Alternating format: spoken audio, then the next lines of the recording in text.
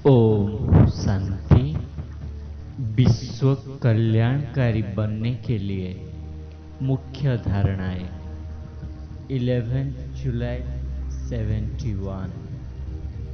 आज के इस संगठन को कौन सा संगठन कहे, बाबा पूछ रहे हैं। वर्णन तो यही करते हो ना, हम विश्व कल्याणकारी है, विश्व का परिवर्तन करना है। जो भी सर्विस करते हो व सर्विस के साधन बनाते हो, उसमें भी शब्द तो विश्व का लिखते हो ना। विश्व का नवनिर्माण करने वाले हो, विश्व का परिवर्तन होता जाता है।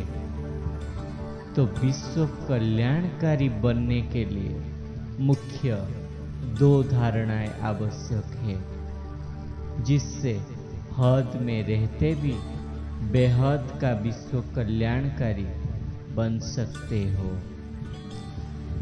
विश्व कल्याणकारी बनने के लिए 2 धारणाएं कौन सी है?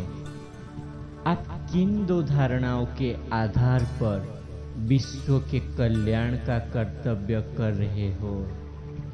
विश्व कल्याण की जो भी शुभभावना है, उसका प्रत्यक्ष फल तो जरूर मिलना है। भावना का फल तो भक्ति मार्ग में भी मिलता है, लेकिन वो अल्पकाल है, यहाँ है सदाकाल। तो प्रत्यक्ष फल की प्राप्ति के लिए मुख्य 2 धारणाएं कौन सी है? बिगर धारणा के तो अपनी व सर्विस की उन्नति नहीं हो सकती है। वो कर रहे हो और करनी ही है। करेंगे यह शब्द भी नहीं, करना ही है। मुख्य 2 धारणाएं। पहला है ईश्वरीय रुहाब और साथ में रहम। अगर रुहाब और रहम दोनों ही साथ साथ में है और समान है, तो दोनों गुणों की समानता से रूहानियत की स्टेज बन जाती है। इसको ही रूहानियत व रूहानी स्थिति कहा जाता है। रुहाब भी भरा हुआ हो और रहम भी पूरा हो। अभी रुहाब को छोड़ सिर्फ रहम करते हो, बा रहम को छोड़ सिर्फ रुहाब में आते हो। इसलिए दोनों की समानता से जो रूहानियत की स्थिति बनती है, उसकी कमी हो जाती है। इसलिए सदैव जो कोई भी कर्तव्य करते हो बा मुख से शब्द वर्णन करते हो, तो पहले चेक करो कि रहम और रुहाब दोनों समान रूप में है। दोनों को समान करने से एक तो अपना स्वमान स्वयं रख सकेंगे, दूसरा सर्व आत्माओं से भी सम्मान की प्राप्ति होगी। स्वमान को छोड़ मान की इच्छा रखने से सफलता नहीं प्राप्त होती है। मान की इच्छा को छोड़ स्वमान में टिक जाओ, तो मान परछाई के समान आपके पिछाड़ी में आएगा। जैसे भक्त अपने देवताओं व देवियों के पीछे अंधश्रद्धा बस भी कितने भाग दौड़ करते हैं, वैसे चैतन्य स्वरूप में स्वमान में स्थित हुई आत्माओं के पीछे सर्व आत्माएं मान देने के लिए भागेंगे, दौड़ेंगे। भक्त की भागदौड़ देखी है ना? आप लोगों के यादगार पर चित्र है। उनमें भी चित्रकार मुख्य यही धारणा भरते हैं। एक तरफ भक्तों की रुहाब भी फुल फोर्स में दिखाते हैं, साथ साथ आपकी रहम का भी दिखाते हैं। एक ही चित्र में दोनों ही भाव प्रकट कर देते हैं। यह क्यों बनाते हैं? क्योंकि प्रैक्टिकल में आप रुहाब और रहमदिल मूर्त बने हो, तो जड़ चित्र में भी यही मुख्य धारणाएं दिखाते हैं। तो आप लोग अभी जब सर्विस पर हो, तो सर्विस के प्रत्यक्ष फल का आधार इन दो मुख्य धारणाओं के ऊपर है। रहमदिल जरूर बनना है, लेकिन किस आधार पर और कब, यह भी देखना है। रुहाब रखना जरूर है, लेकिन कैसे और किस तरीके से प्रत्यक्ष करना है, यह भी देखना है। रुहाब कोई वर्णन करने व दिखाने से दिखाई नहीं देता है।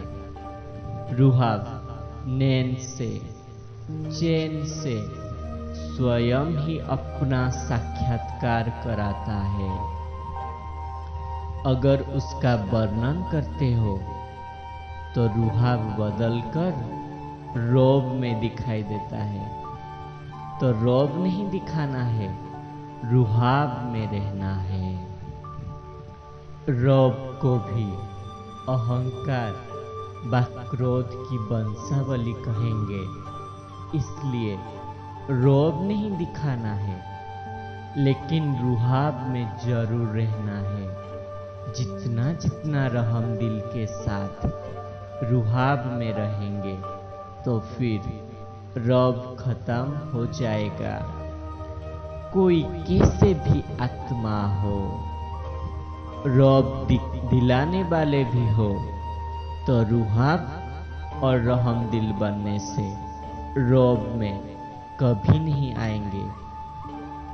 ऐसे नहीं कि सरकमस्टेंस ऐसे थे बा ऐसे शब्द बोले तो यह करना पड़ा, करना ही पड़ेगा, यह तो होगी ही। अभी तो संपूर्ण बने ही नहीं है। यह शब्द भाषा इस संगठन में नहीं होना चाहिए, क्योंकि आप निमित्त सर्विस के लिए इस संगठन को मास्टर नॉलेजफुल, सर्विसेबल, सक्सेसफुल कहेंगे ना। जो सक्सेसफुल है वो कोई कारण नहीं बता देता है, वो कारण को निवारण में परिवर्तन करते हैं। कारण को आगे नहीं रखना है। निमित्त बनने वाले को विशेष अपने हर संकल्प के ऊपर भी अटेंशन रखना है, क्योंकि निमित्त बनी हुई आत्माओं के ऊपर भी सभी की नजर होती है। अगर निमित्त बने हुए ही ऐसे ऐसे कारण कहते चलते हैं, तो दूसरों जो आपको देख आगे बढ़ते हैं वो आपको क्या उत्तर देंगे? इस कारण से हम आ नहीं सकते, चल नहीं सकते। जब स्वयं ही कारण बताने वाले हो, तो दूसरों के कारण को निवारण कैसे करेंगे? क्योंकि लोग सब जानने वाले हो गए हैं। वो आप लोगों के संकल्प को भी मस्तक से, नयन से, चेहरे से चेक कर लेते हैं। तो अगर निमित्त बनने वाले में कोई भी कमी है, तो वो छिप नहीं सकते। इसलिए तुम निमित्त बनी हुई आत्माओं को इतना ही अटेंशन देना है अपने संकल्प, वाणी और कर्म के ऊपर। अगर अटेंशन नहीं होता है तो आप लोगों के चेहरे में ही टेंशन दिखाई देता है। निश्चय बुद्धि हो, कल्याण की भावना रखने से दृष्टि और वृत्ति दोनों ही बदल जाती है। कैसा भी कोई क्रोधी आदमी सामना करने वाला हो व कोई इंसल्ट करने वाला, गाली देने वाला हो, लेकिन जब कल्याण की भावना हर आत्मा प्रति रहती है तो रब बदलकर रहम हो जाएगा। फिर रिजल्ट क्या होगी? उसको हिला सकेंगे? वह सुख कल्याण की भावना उसके संस्कार को परिवर्तन करने का फल दिखाएंगे।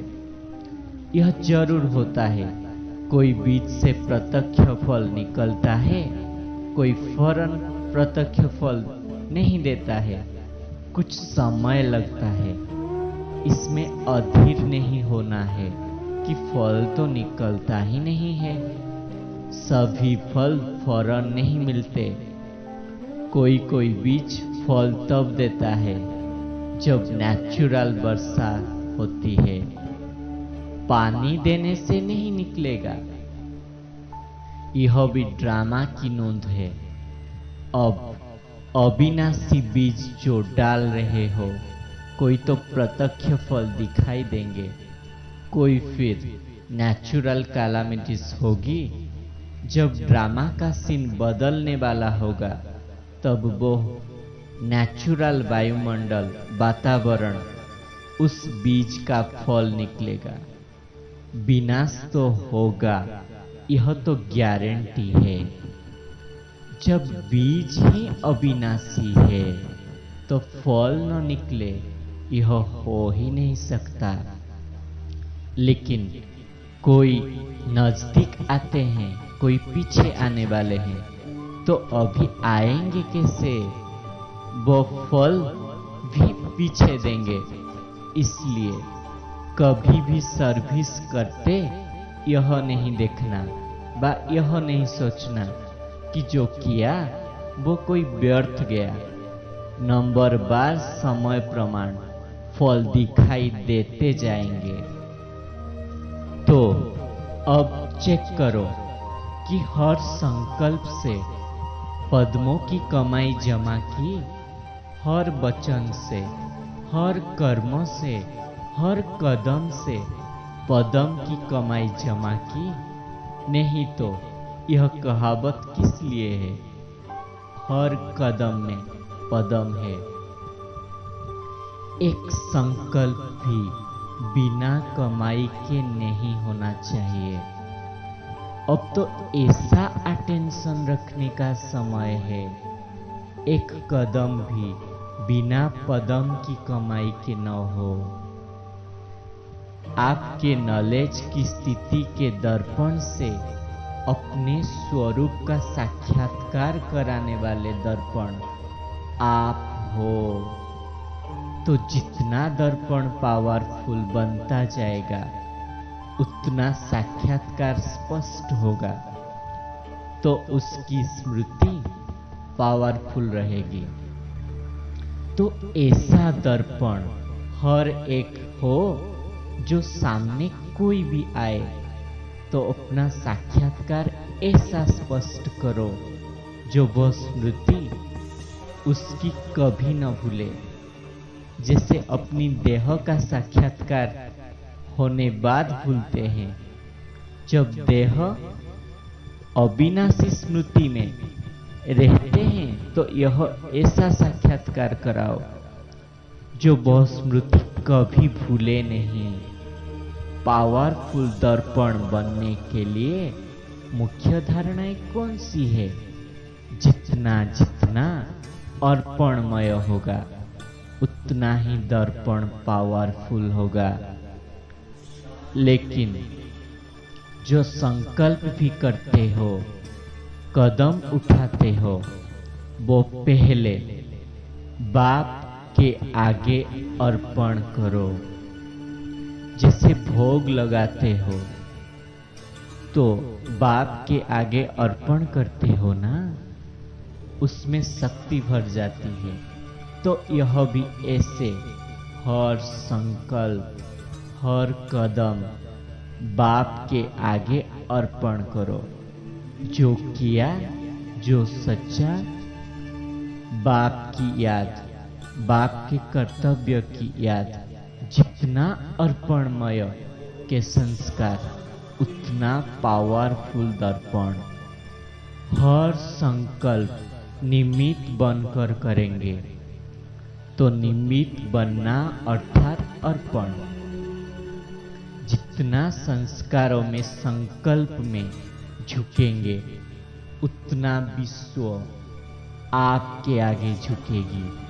झुकना अर्थात झुकाना। आगे बढ़ते हुए भी आगे बढ़ने वालों का रिगार्ड नहीं छोड़ना है। बढ़ाने वालों का रिगार्ड रखेंगे तब वो आपको रिगार्ड रखेंगे। आपको देख अन्य करेंगे, क्योंकि आप रिगार्ड देने वाले हो ना। आप मास्टर सर्वशक्तिमान हो। मास्टर सर्वशक्तिमान चाहे और वो न कर सके, ऐसा हो सकता है। अब यह भाषा खत्म करो। शक्तियां हो ना, शक्तियों का कर्म और संकल्प समान होता है। संकल्प एक और कर्म दूसरे, तो यह शक्ति की कमी है। अच्छा, ओम शांति।